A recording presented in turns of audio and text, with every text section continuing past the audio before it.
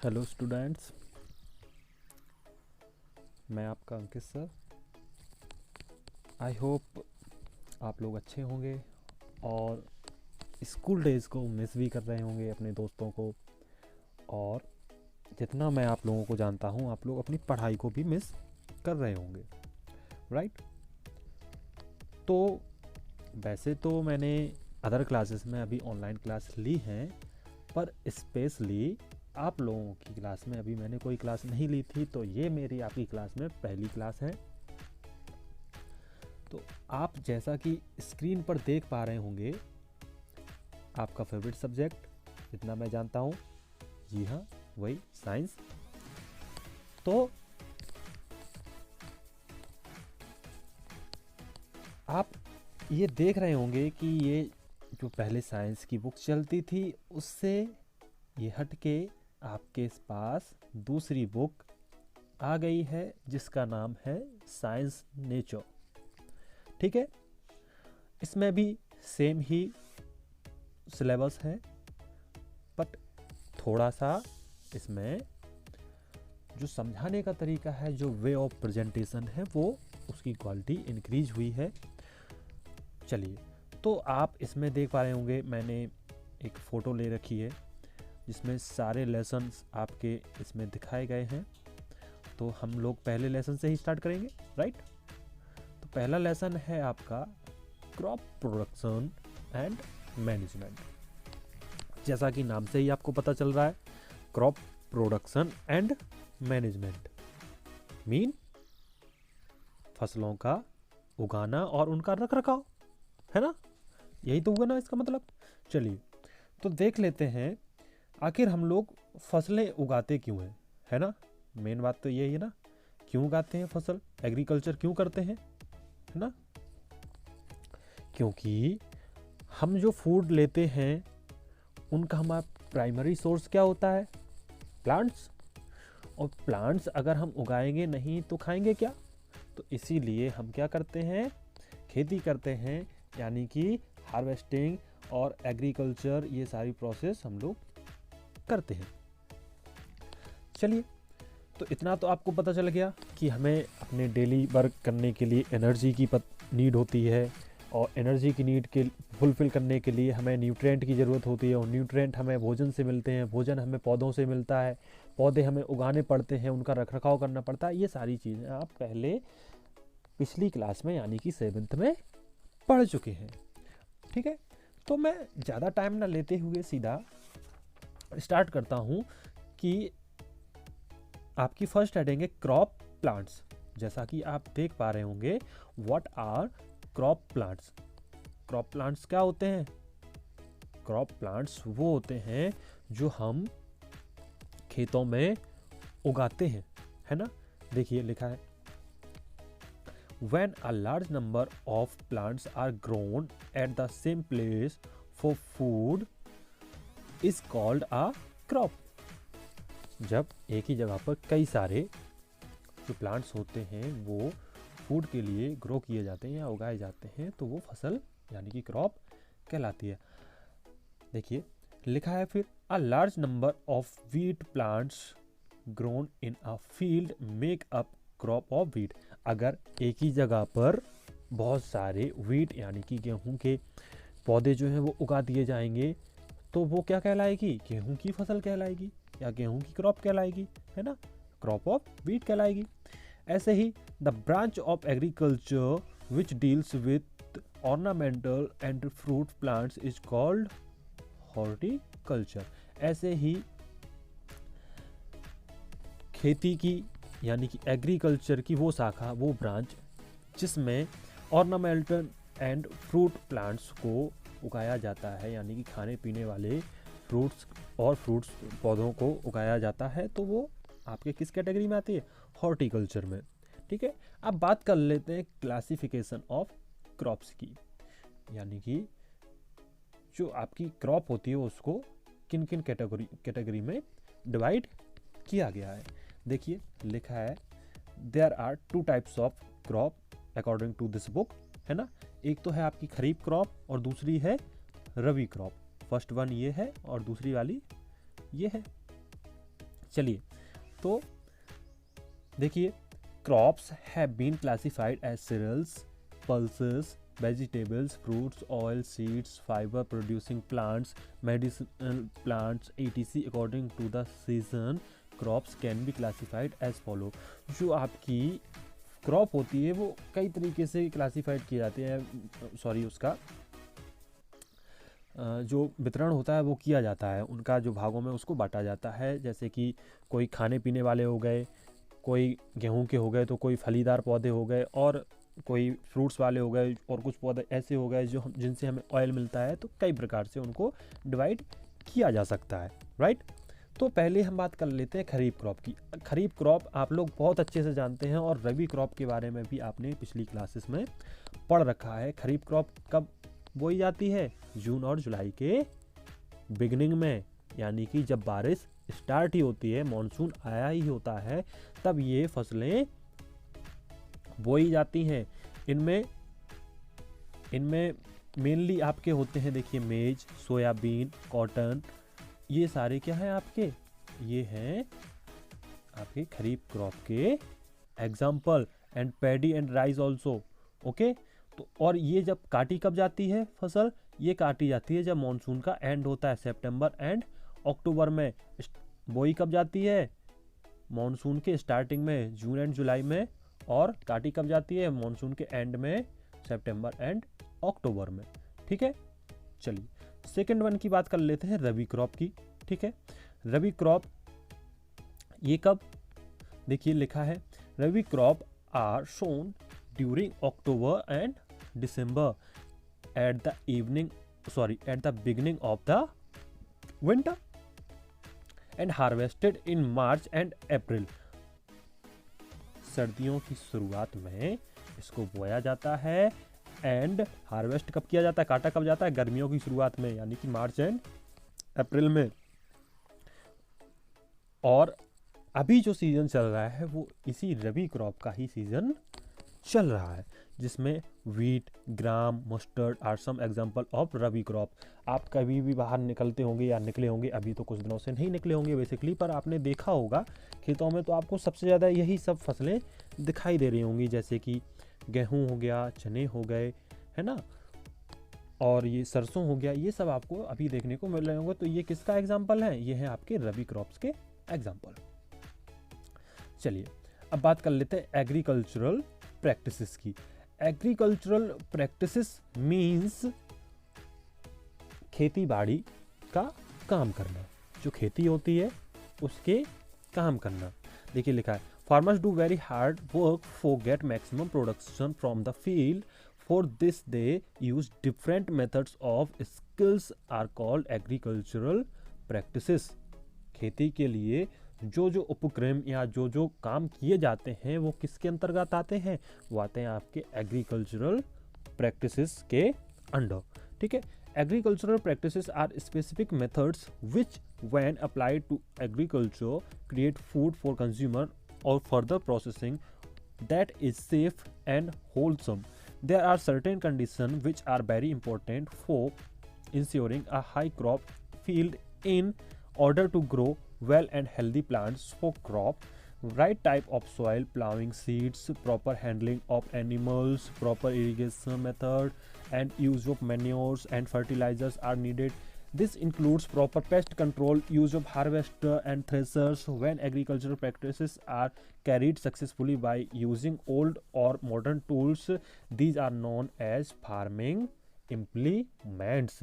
देखिए कितना सारा काम होता है। आप कहने को तो केवल फार्मिंग एक वर्ड है, बट इसके अंदर जो सारी चीज़ें प्रोसेस आती हैं उनमें आपकी खेती, जो खेत है उसको बनाने से लेकर, यानी कि प्लाउ करने से लेकर, उसमें बुआई यानी कि सोइंग करने से लेकर, उसमें इरिगेशन, पानी लगाना और खाद भी डालना और पेस्टिसाइड्स का यूज़ करना, है ना, ये सारी चीज़ें। फिर उसके बाद जब फसल जब पक जाती है तो उसके बाद थ्रेसिंग, हार्वेस्टिंग एंड स्टोरिंग उसकी। तो ये सारी चीज़ें जो हैं वो एग्रीकल्चरल प्रैक्टिसेस में आती हैं और इसको फार्मिंग इम्प्लीमेंट्स भी बोलते हैं, राइट।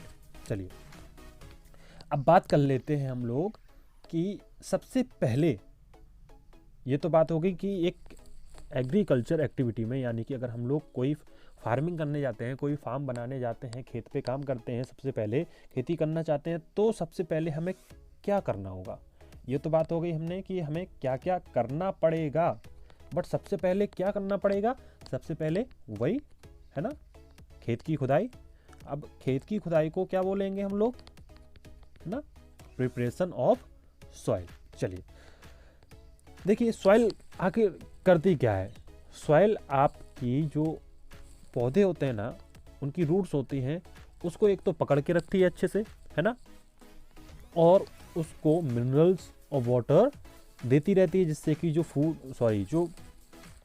प्लांट होता है वो ईजिली अच्छे से ग्रो हो पाता है। तो soil anchors the root of plant, provide nutrient and water to them and also provide oxygen to the roots. The microbes and other organism such as earthworm in the soil help to keep it fertile. Therefore it is very important that the soil must be well prepared, है ना। Soil हमेशा बहुत ही अच्छे से prepare होनी चाहिए, बहुत ही अच्छे से उसकी जुताई की जानी चाहिए, क्योंकि उसमें जो माइक्रोब्स होते हैं और उसकी जो न्यूट्रिएंट पावर होती है, वही आपके पौधे को सही और स्वस्थ रखने में मदद करती है। तो हमेशा अगर आपको अच्छी फसल चाहिए तो क्या करना पड़ेगा, जो सॉइल है उसको बहुत ही अच्छे से प्लाउ करना पड़ेगा, टिलिंग करनी पड़ेगी, उसकी लूजनिंग करनी पड़ेगी, है ना, क्योंकि जितनी ज़्यादा लूजनिंग सॉइल होगी उतनी ही उसकी वाटर होल्डिंग कैपेसिटी अच्छी होगी, और वाटर होल्डिंग कैपेसिटी जब अच्छी होगी तो उसकी मिनरल देने की पावर जो होगी वो पौधे को बहुत ज़्यादा हो जाएगी, और जब मिनरल्स ज़्यादा मिलेंगे पौधे को तो वो अच्छा ग्रो होगा, है ना। चलिए देखिए लिखा है,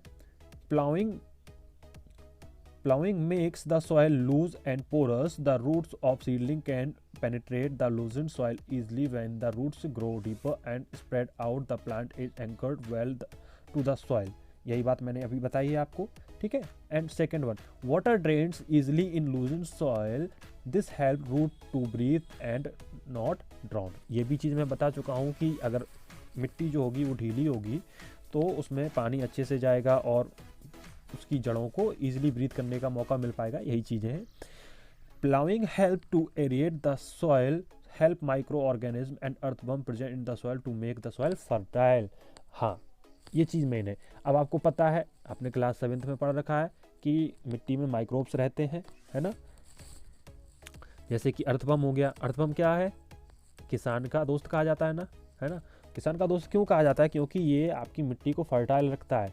अब जब अर्थवर्म को वहाँ हवा नहीं मिल पाएगी, अगर हम सॉइल को लूज़ नहीं करेंगे तो उसको भी तो ऑक्सीजन चाहिए होती है थोड़ी बहुत, तो उसको नहीं मिल पाएगी तो वो उसमें नहीं रह पाएगा तो सॉइल उतनी फर्टाइल नहीं रहेगी। चलिए, fertilizers and manure can be mix well with the loosen soil. और फर्टिलाइज़र ईजिली जब हम खेत को प्लाउ कर लेते हैं तो लूज कर लेते हैं तो उसमें ईजिली मिक्स हो जाते हैं।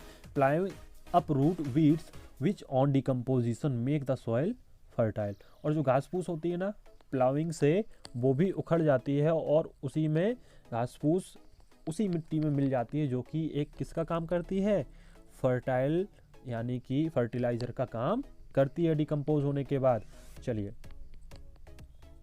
अब देखिए, ये आपको इंस्ट्रूमेंट दिख रहा है ना, ये वेरियस टाइप के इंस्ट्रूमेंट होते हैं। ये आपको इस तरीके का दिख रहा होगा, प्लाऊ इसको बोलते हैं, इसको टिलर भी बोलते हैं, और कई प्रकार के होते हैं ये।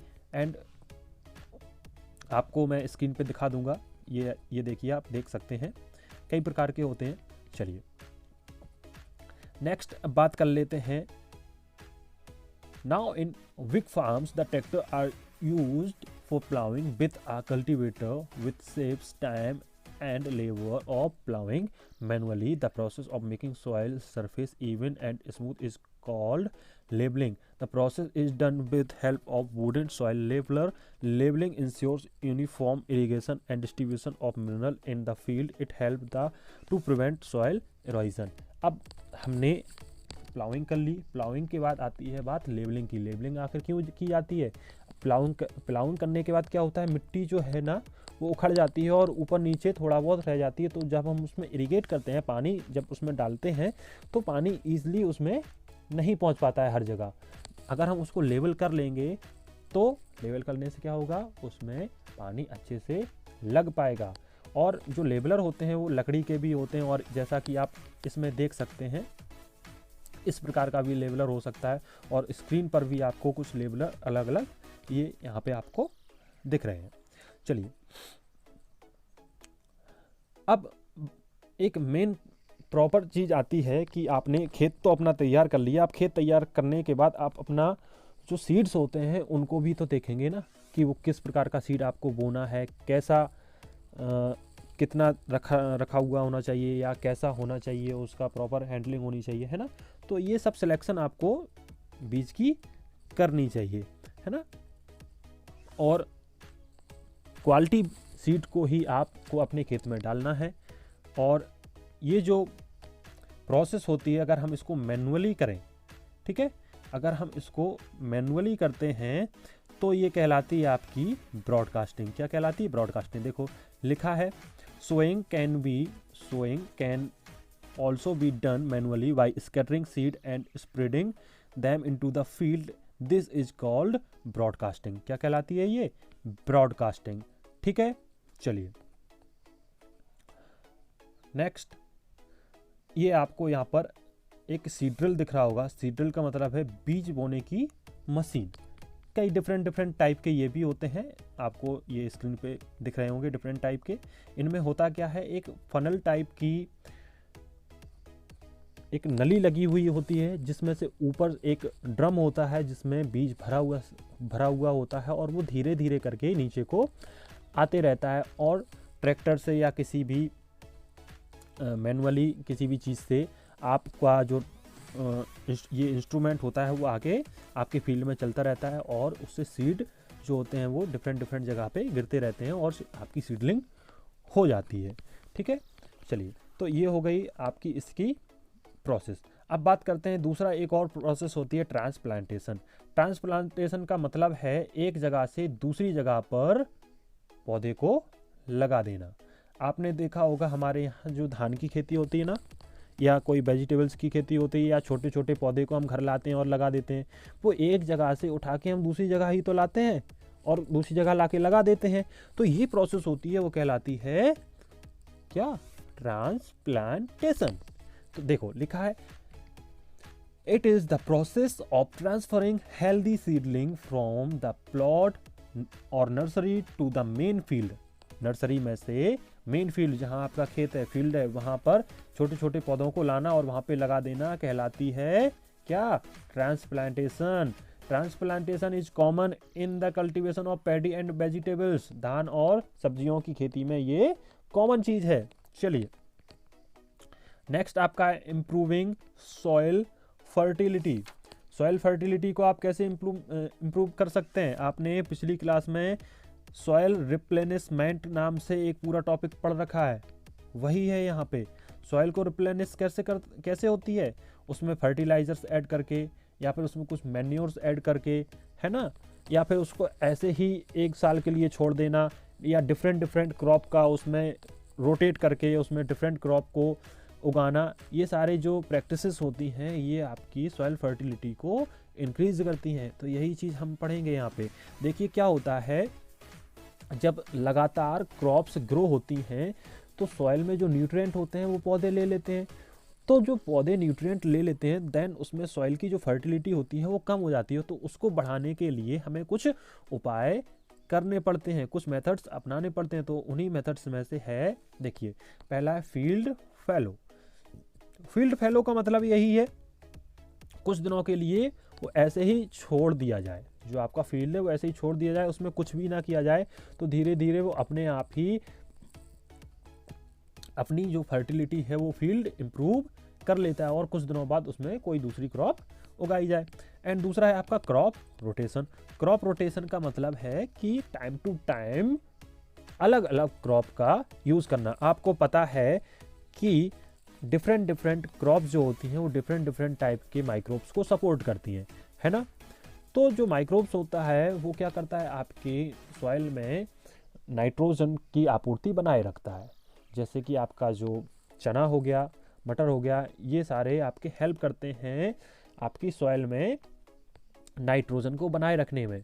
और जो वीट हो गया ये ज़्यादा नाइट्रोजन कंज्यूम करते हैं, तो क्या करें, कभी हम उसमें ग्राम कर लें, पी कर लें, या कभी उसमें वीट कर लें, तो क्या होगा, दोनों की इक्वल बने रहेंगे और दोनों ही क्रॉप्स जो होंगी वो अच्छे से ग्रो होंगी। ऐसे ही मल्टीपल क्रॉपिंग में क्या करेंगे, जैसे कि मैंने आपको वीट और पीस का एग्जांपल लिया है ना, अब इसको हम क्या करें, एक ही खेत में एक साथ एक ही टाइम पे कर लें, तब भी तो काम चल जाएगा ना। तो ये हो गया आपका मल्टीपल क्रॉपिंग, जब हम एक ही खेत में एक साथ कई सारी फसलों को एक साथ ही उगा लेते हैं, तो वो भी क्या करते हैं, एक दूसरे को सपोर्ट करते हैं।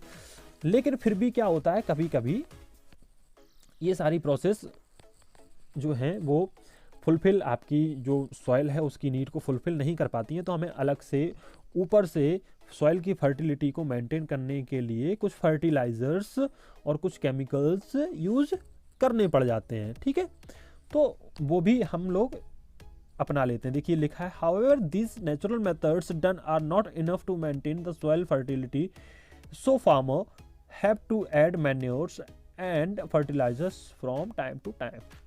क्या यही लिखा है ना मैंने जो अभी बताया। चलिए अब बात कर लेते हैं adding manure to the field. अब मैन्योर यानी कि आपका जो खाद वगैरह है वो फील्ड में ऐड करना है। देखिए लिखा है, the fertility of agricultural land can be enriched by adding manure. Manure is mainly decomposed animal dung and plant material. It contains a large amount of fiber. The fibrous nature of manure increase the water holding capacity of the soil and also make it more porous. Porous soil is good for the plant because it holds more air and keeps the roots healthy. Another good method of maintaining soil fertility is growing crop like beans and gram which have the natural ability of making the soil fertile. मैंने अभी आपको पीछे heading में बताया ना कि जो ग्राम और बीन्स वगैरह पी वगैरह हैं, ये इनमें नेचुरल कैपेसिटी होती है कि सॉइल को फर्टाइल बनाए। क्यों, क्या करते हैं ये आपका जो राइजोबियम जो बैक्टीरिया होता है ना, पिछली क्लास में आपने पढ़ा है राइजोबियम बैक्टीरिया है ना, राइजोबियम बैक्टीरिया को ये सपोर्ट करते हैं। तो राइजोबियम क्या करता है, जो आपकी नाइट्रोजन होती है एयर में उसको मिक्स कर देता है आपकी सॉइल में। तो ये नेचुरल फर्टिलाइजर एक प्रकार से कहे जा सकते हैं इनको। ठीक है, ये सपोर्ट करते हैं आपकी सॉइल को अच्छा बनने में, उसमें मदद करते हैं, उसकी जो उसको इम्प्रूव करते हैं। चलिए नेक्स्ट बात कर लेते हैं, अप्लाइंग केमिकल फर्टिलाइजर। अब ये तो हो गई कि नेचुरल तरीके से हम लोग उसमें डंग का यूज़ करके, प्लांट मटेरियल का यूज़ करके, जो मैन्योर है वो आपने पिछली क्लास में पढ़ रखा है, इसलिए मैंने इसको अभी यहाँ पे शॉर्ट में बता दिया है। चलिए, और केमिकल फर्टिलाइजर्स भी आपने पिछली क्लास में ब्रीफ में पढ़ रखा था। केमिकल फर्टिलाइजर्स क्या होते हैं आपको अच्छे से पता है। चलिए फिर भी यहाँ पर हम थोड़ा सा पढ़ लेते हैं। Plant need minerals such as potassium and phosphorus and salt like nitrates to grow. Often manure are not adequate to replenish these plant nutrient in the soil. Therefore, farmer use chemical fertilizer that mainly contain nitrogen, phosphorus and potassium. क्या चाहिए होता है हमारे plants को? Mainly nitrogen, phosphorus है ना, and nitrate. ये तो अब मिट्टी से पॉसिबल नहीं है कि हमेशा जब आप इतनी सारी उसमें फसल कर रहे हैं तो हमेशा मिट्टी आपके जो पौधे हैं उनको ये सब चीज़ें दे पाए। तो क्या करते हैं किसान जो हैं, फार्मर्स हैं, वो इनको अलग से एज अ केमिकल फर्टिलाइज़र इनको मिट्टी में ऐड करते हैं। और क्या होता है, इससे उनकी जो फर्टिलिटी होती है, जो सॉइल की फर्टिलिटी होती है वो इंक्रीज हो जाती है। लेकिन यहाँ पर एक चीज़ और ध्यान रखनी होती है, ये केमिकल्स हैं। केमिकल्स जो होते हैं ज़्यादातर इसमें क्या होता है, दे हैज़ एसिडिक नेचर। सो ये क्या कर सकते हैं, आपकी सॉइल को एसिडिक बना सकते हैं। और एसिडिक सॉइल में आपने पढ़ा था ना क्लास 7th में 6th चैप्टर, उसमें आपकी एसिडिक सॉइल में कभी भी कोई फसल जो है वो अच्छे से ग्रो नहीं हो पाएगी। तो ज़्यादा मात्रा में कोई भी फर्टिलाइज़र का भी यूज़ नहीं करना चाहिए, है ना। चलिए अब मेन बात आती है, अभी तो आपने क्या किया, आपने अपने खेत को बनाया, उसमें सीडलिंग की, ठीक है।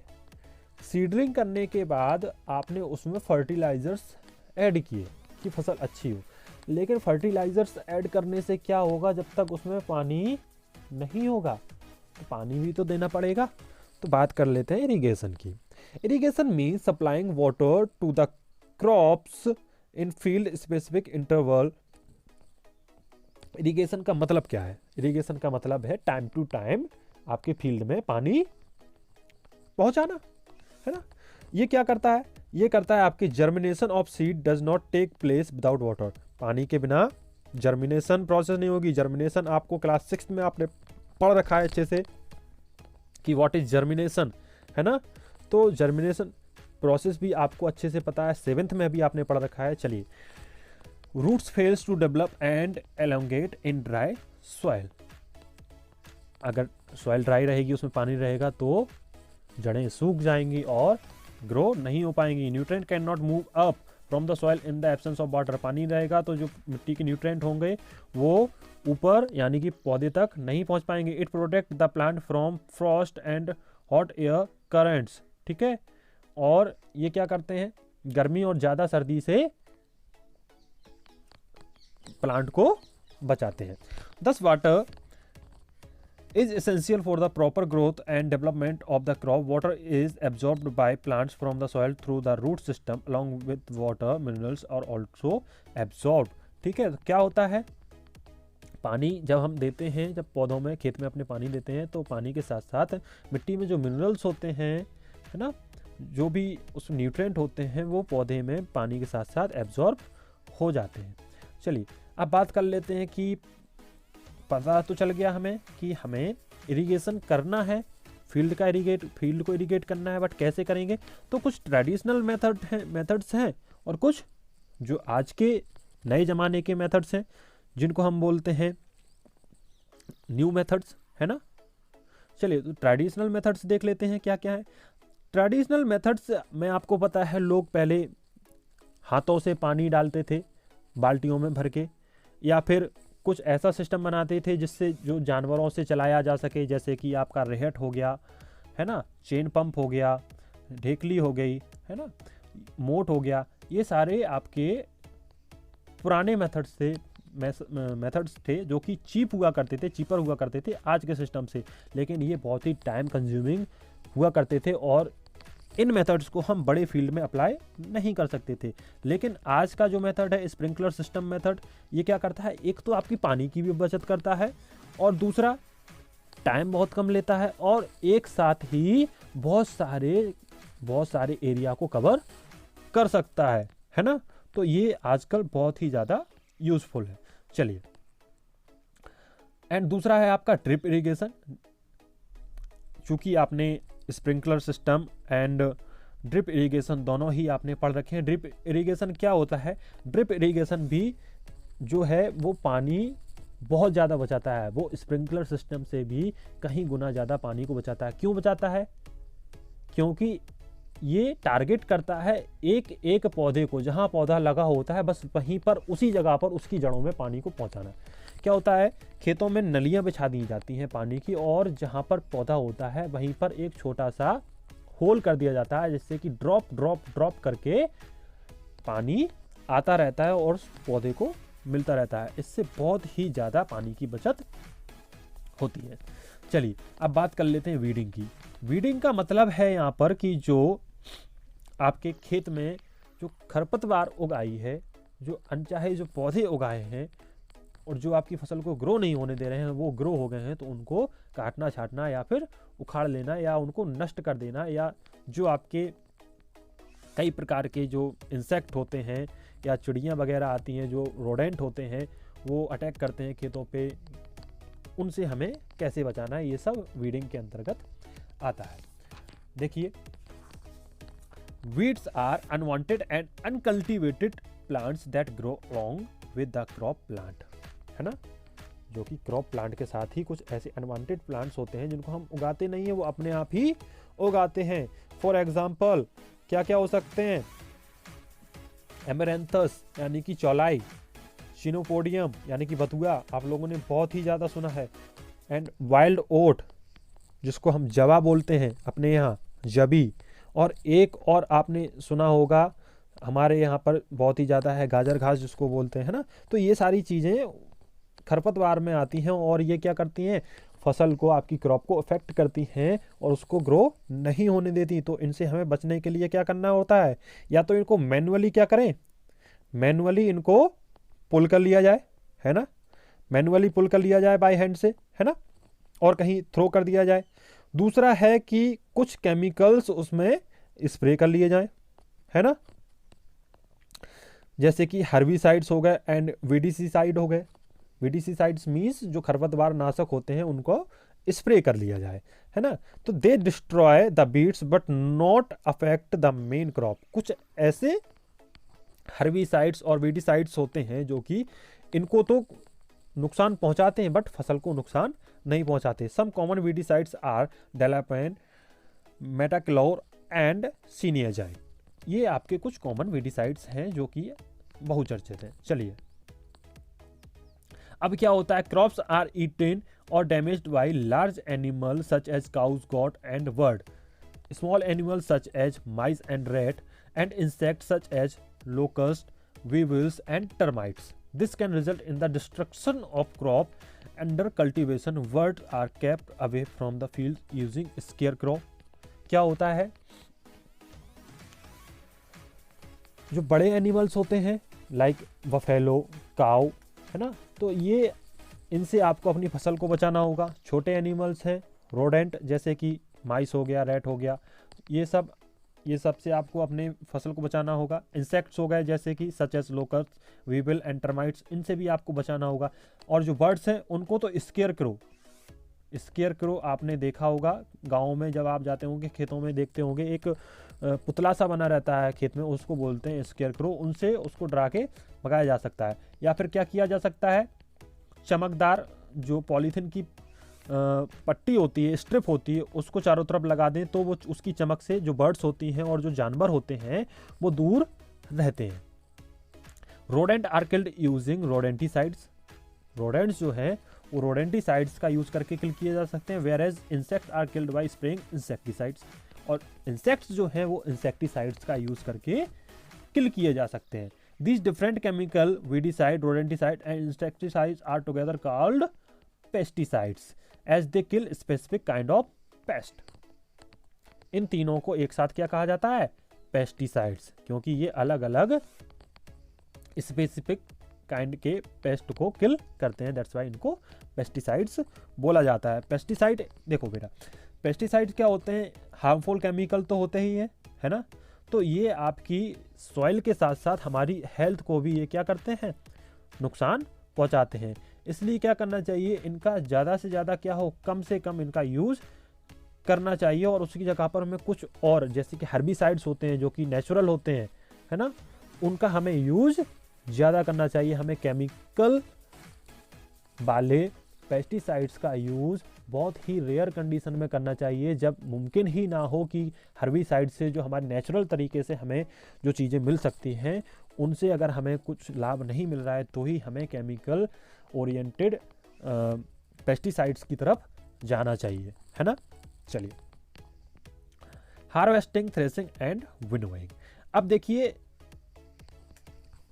आपकी जो फसल है, क्रॉप है, अब यहाँ तक पहुँच गई है कि वो पकने वाली है। तो जब पक जाती है, सूखने लगती है, तो हम क्या करना होता है, उसकी करनी होती है हमें हार्वेस्टिंग, थ्रेसिंग एंड विनोइंग, जिससे कि हम उसका जो सीड है वो निकाल सकें, उससे जो हमें अपनी क्रॉप चाहिए वो हम प्राप्त कर सकें।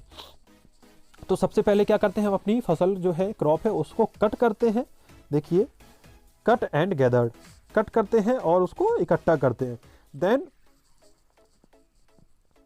this may be done manually by using a sickle or by using a machine called harvester। ये हाथ से भी, हंसिए की सहायता से, या फिर मशीन की सहायता से जो कि हार्वेस्टर जिसका नाम होता है उसकी सहायता से हम ये कट कर सकते हैं।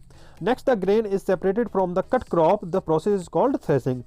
थ्रेसिंग भी आपने पढ़ रखी है, हार्वेस्टिंग भी आपने पढ़ रखी है, विनोइंग भी आपने पढ़ रखी है, तो इनको मैं शॉर्ट में बता देता हूँ। फिर क्या किया जाता है, इनका थ्रेसिंग कर लिया जाता है। थ्रेसिंग का मतलब है जो बीज है उसको, जो मेन क्रॉप है उससे अलग कर लेना।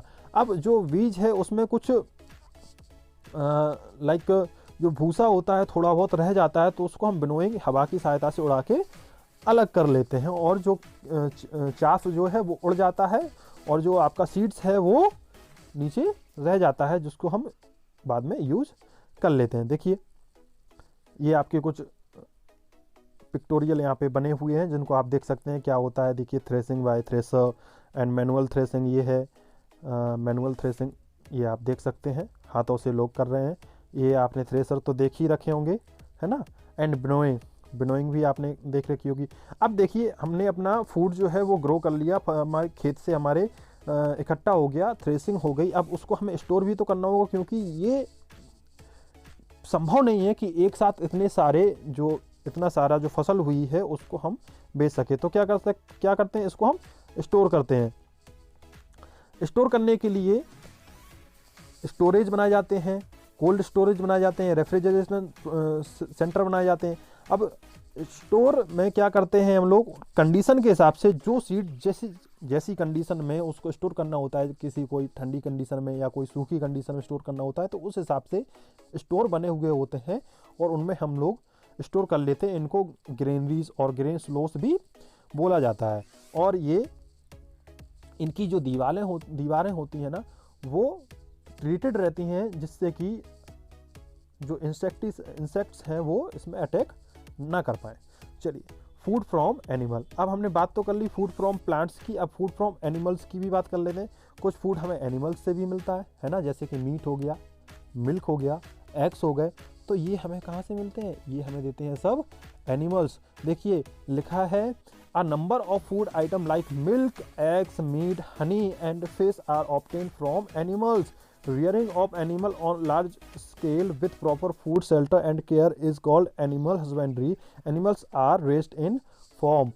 Rearing वर्ड आया है यहाँ पर, rearing आपको मैंने बताई है पिछली क्लास में। rearing क्या होती है, जो पशु होते हैं उनको पालना ही rearing के अंतर्गत आता है।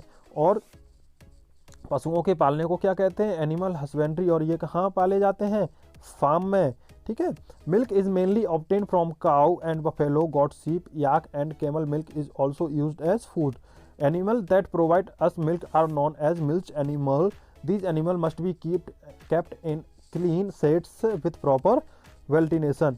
हमें मिल्क जो है, मिल्क देने वाले जो जानवर होते हैं, बफेलो हो गया, काऊ हो गया, शीप हो गया, कैमल भी, तो इनको हमें क्या करना चाहिए, अच्छे से रखना चाहिए। और ये कौन से एनिमल कहलाते हैं, मिल्क एनिमल कहलाते हैं। और प्रॉपर वेंटिलेशन में, जहाँ हवा आ रही हो, सूखा हो, ऐसी जगह पे इनको पालना चाहिए। पोल्ट्री फार्मिंग आप यहाँ पर देख सकते हैं, एक पिक्चर बनी हुई है पोल्ट्री फार्मिंग, जिसमें कि चिकन्स को रखा गया है।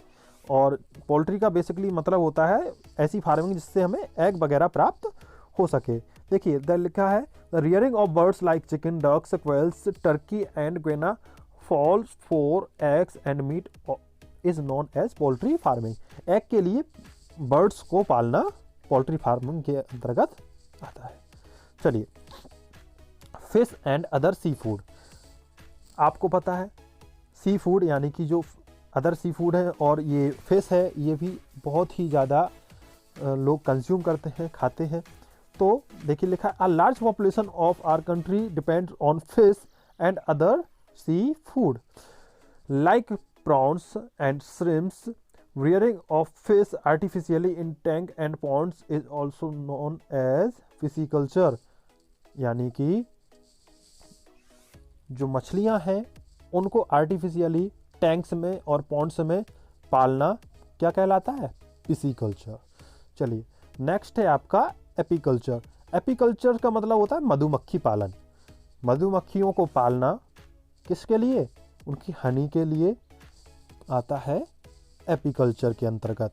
और हनी किस में यूज़ होती है, हनी को हम एज अ मेडिसन भी यूज़ करते हैं, और घरों में हमारे एज अ स्वीटनर भी ये यूज़ होती है। तो ये तो था आपकी क्लास का 8th क्लास का साइंस का फर्स्ट चैप्टर क्रॉप मैनेजमेंट। और आपकी ये पहली क्लास थी। सो आई होप आप लोग अच्छे से पढ़ेंगे, समझेंगे, और जल्दी ही मैं इसकी जो सॉल्यूशन होगा, एक्सरसाइज सॉल्यूशन होगा, वो मैं आपको प्रोवाइड करा दूंगा। लेकिन तब तक आप क्या करें, इसका स्क्रीनशॉट लें और इसको सॉल्व करने की कोशिश करें, ठीक है। और सॉल्व करने के बाद जो आप सॉल्व करें उसके आंसर आप मुझे भेजें। आप सभी के पास मेरा नंबर है, आपको मेरा नंबर बताने की ज़रूरत नहीं है। देखिए नेक्स्ट, ये स्क्रीनशॉट भी ले लीजिए और इसके आगे ये स्क्रीनशॉट भी ले लीजिए जो कि आपको सॉल्व कर लेने हैं। ओके, ये सॉल्व करने के बाद आप अपने आंसर मुझे भेजिए। मैं आपको बताऊंगा कौन सा सही है, कौन सा गलत है, या क्या होना चाहिए था, क्या नहीं होना चाहिए था। इसी के साथ बस पढ़ते रहिए और खेलिए भी, ये नहीं है, थोड़ा बहुत खेलिए भी, और बस ज़्यादातर घर पे रहिए। तो स्टे सेफ, है ना। चलिए, थैंक यू।